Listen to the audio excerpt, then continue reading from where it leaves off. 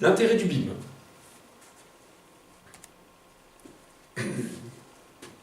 Je vous le disais dans l'introduction, aujourd'hui, un maître d'ouvrage, il a 22 raisons différentes de pouvoir utiliser le BIM dans sa construction. Il existe un guide qui aide les maîtres d'ouvrage à rédiger leur cahier des charges. Il est téléchargeable sur le site de MediaConstruct. Donc, allez le voir. L'intérêt principal pour un client, c'est l'intérêt financier. Mieux communiquer, visualiser et vendre son projet. Ça, c'est très intéressant, avant même qu'il soit construit. Mieux maîtriser le coût de la construction et les délais de construction. Et surtout, mieux maîtriser le coût de l'exploitation, ce qui revient très très cher pour certains bâtiments. Donc, les avantages pour un maître d'ouvrage, c'est vraiment d'abord l'aspect économique qui rentre en jeu. Après, rentre évidemment l'aspect environnemental, parce qu'avec le processus BIM, on va pouvoir mieux maîtriser les variantes, les options, les intégrations paysagères, le côté social. Donc, ces aspects-là de la construction durable peuvent être intégrés, mais l'intérêt premier est d'abord un intérêt économique. Pour le concepteur, l'architecte ou le maître d'œuvre, l'équipe de conception, l'intérêt principal va être de mieux maîtriser le pilotage du projet, de mieux communiquer, de mieux collaborer, de mieux échanger, de mieux coordonner l'ensemble de son projet, au niveau des coûts et au niveau de la planification, et de l'échange d'informations entre les différents acteurs. Donc, ce processus BIM, aujourd'hui, est très intéressant parce qu'il comble un vide organisationnel dans la gestion d'un projet. Aujourd'hui, on a des projets qui partent un peu dans tous les sens, parce qu'ils sont très complexes techniquement. Il y a de plus en plus de normes, de réglementations qui complexifient la manière de construire. Avec un processus BIM, on est obligé d'organiser le pilotage du projet.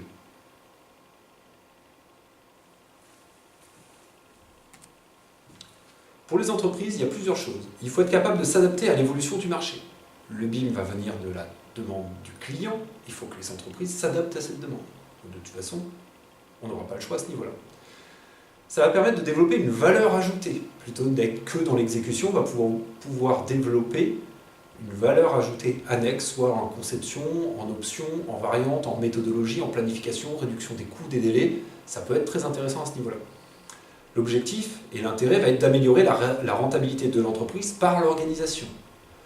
Comme un processus BIM oblige d'avoir une organisation particulière, on le sait, une bonne préparation de chantier est un chantier maîtrisé. L'organisation liée au BIM permet de mieux préparer son chantier et donc de faire des bénéfices au niveau d'exécution. Améliorer la collaboration et l'échange d'informations entre les différents acteurs. L'autre intérêt, c'est aussi la montée en compétence des salariés, notamment par rapport à la transition numérique et à l'évolution dans les outils numériques. Tout ça pour dire que sur un projet, qualité, délai, sécurité, rentabilité sont des intérêts potentiels pour les entreprises. Je dis potentiels parce qu'aujourd'hui, dans les projets que je suis et que j'accompagne, ces bénéfices, on a du mal à les évaluer. Donc, on sait que ce sera mieux, mais dans l'utilisation actuelle d'un processus BIM, on n'a pas encore ce bénéfice, on ne peut pas le chiffrer, on ne peut pas le montrer. Mais on sait que ce sera le cas dans 1 an, 2 ans, 5 ans. Il faut bien distinguer pour les entreprises 2 aspects différents. Vous avez l'aspect contractuel, qui est contraignant et qui demande à l'entreprise de respecter la convention qui aura été produite par la maîtrise d'œuvre pour l'organisation du processus BIM. Et donc, ça, c'est quelque chose qui est contraignant. Souvent, c'est contractuel, et donc il faut être capable de le respecter. Vous avez un deuxième aspect, qui est un aspect stratégique, et qui est comment j'utilise des outils numériques en ma possession, la maquette numérique qui est disponible dans le projet, pour améliorer la rentabilité de mon intervention et avoir une valeur ajoutée. Ce sont 2 choses qui sont complètement différentes. Le BIM contractuel, souvent, c'est uniquement de l'échange de données numériques. On ne vous demande pas, dans un processus BIM, de faire des maîtrises numériques. On ne vous demande pas de faire un devis numérique. On ne vous demande pas de faire une méthode, un plan de calpinage ou un plan d'étaiement avec des outils numériques. Mais vous avez la possibilité de le faire dans l'aspect stratégique, si ça comporte un avantage. Aujourd'hui, faire du maîtrise automatique, si vous allez moins vite et que vous êtes moins sûr de la qualité du maîtrise qui est fait, ça ne sert à rien de le faire en numérique, autant le faire à la main. Et si vous avez les compétences humaines et technologiques pour le faire sur informatique et que ça va 3 fois plus vite, vous avez tout intérêt à passer au numérique et à utiliser la maquette à votre disposition pour faire ce maîtrise. C'est un choix. Personne n'est obligé de le faire. Donc il faut bien distinguer ces deux aspects qui sont très importants parce qu'aujourd'hui, dans les conférences et dans les informations qu'on transmet au niveau du BIM, on mélange l'utilisation du BIM à des fins personnelles avec le processus BIM en lui-même. Il y a l'aspect contraignant avec un cahier des charges et une convention BIM qu'il faut respecter, et il y a l'utilisation des outils numériques qui permet d'exploiter cette maquette numérique. C'est pour ça que dans le programme de formation, vous avez un aspect qui comporte l'exploitation de la maquette hors processus BIM, parce que ce n'est pas demandé dans la convention, mais que ça peut être utilisé à des fins personnelles pour l'entreprise.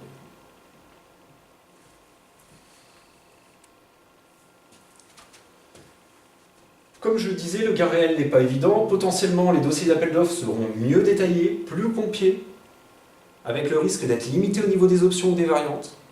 Cela engendrera plus d'équité dans les réponses et notamment au niveau des prix. Ça, c'est de la théorie. Un mauvais projet copier-coller avec un descriptif copier-coller d'un autre projet qui n'a rien à voir, que ce soit en papier ou en BIM, ce sera un mauvais projet. Ça ne changera pas. Le BIM ne résout pas les erreurs. Un projet qui est mal conçu, qu'il soit sur papier ou qu'il soit en maquette numérique, ça ne change rien. C'est important de bien comprendre ça aussi. Concernant l'aspect stratégique, une entreprise pourra, en fonction de ses besoins, utiliser des outils informatiques pour exploiter les données liées à la maquette numérique, pour faire éventuellement du maîtrise, du chiffrage, de la planification, mieux gérer ses commandes, ses livraisons sur les chantiers, mieux gérer ses stocks. Plus d'informations, sur le site FFBIM, vous avez une vidéo qui vous explique un petit peu les avantages techniques de l'exploitation d'une maquette. Donc, je vous invite à aller voir.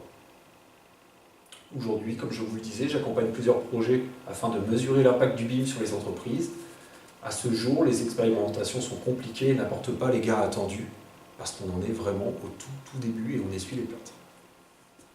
Le retour sur investissement, on en parle un tout petit peu. Le retour sur investissement est très compliqué sur le terrain, car l'investissement ne correspond pas aux besoins réels par manque de connaissances. Donc le calcul est faussé. Pourquoi je dis ça? Parce qu'aujourd'hui, ce qui se passe, c'est qu'on a une information qui est biaisée au niveau des conférences, où on dit le BIM, c'est des logiciels, c'est une maquette numérique, il faut acheter des outils qui vont avec. Bilan des courses, on achète un outil, on regarde ce qu'il est capable de faire, et puis on essaye de le rentabiliser. C'est exactement l'inverse qu'il faut faire. Il faut identifier ses besoins et choisir l'outil adapté qui correspond à ses besoins. Je suis à votre disposition en tant que chargé de mission FFB pour accompagner toutes les entreprises adhérentes à la Fédération française du bâtiment Pays de la Loire sur le choix de ces outils numériques concernant un processus BIM. J'ai un questionnaire, je peux vous faire un audit numérique, je peux vous faire un audit organisationnel et on définit ensemble quels sont vos besoins et on regarde après quels outils vont être adaptés à vos besoins.